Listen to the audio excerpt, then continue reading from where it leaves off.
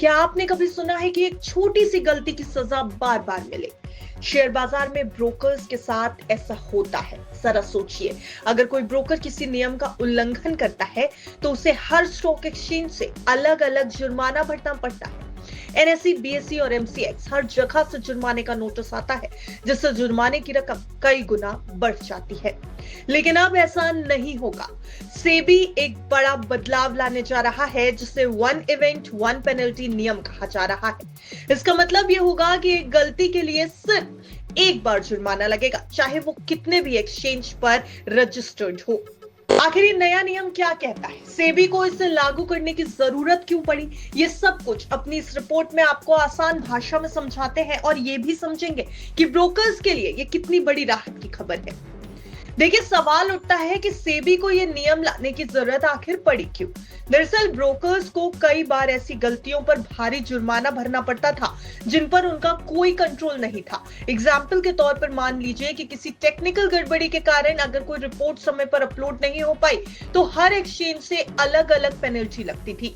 सेबी ने इस समस्या को समझा है और अब डिजाइनेटेड एक्सचेंज सिस्टम लागू करने की योजना बनाई है।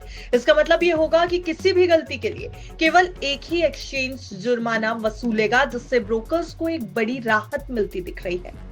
यहाँ पर ब्रोकर्स की राय भी बेहद जरूरी है। देखिए, ब्रोकर्स की शिकायत क्या थी ये भी आपको बताते हैं।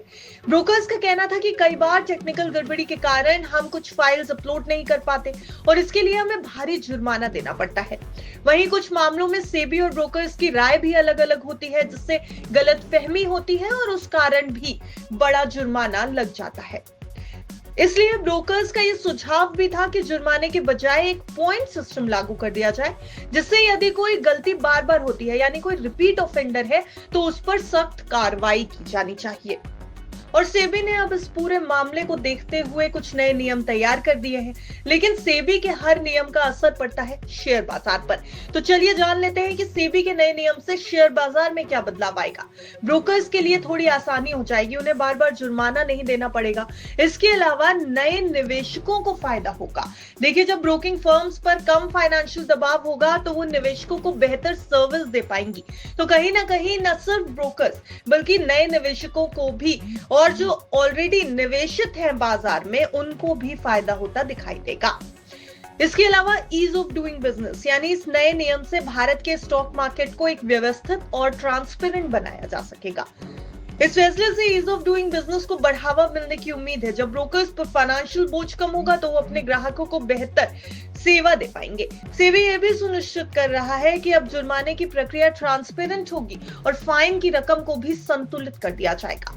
इसके अलावा सेबी एक कॉमन डिजिटल प्लेटफॉर्म भी बना रहा है, जहां सभी ब्रोकर्स एक ही जगह से सभी एक्सचेंज के लिए रिपोर्ट फाइल कर सकेंगे। इससे कंप्लायंस प्रोसेस आसान हो जाएगा और बार बार जुर्माना लगाने की समस्या भी खत्म हो जाएगी।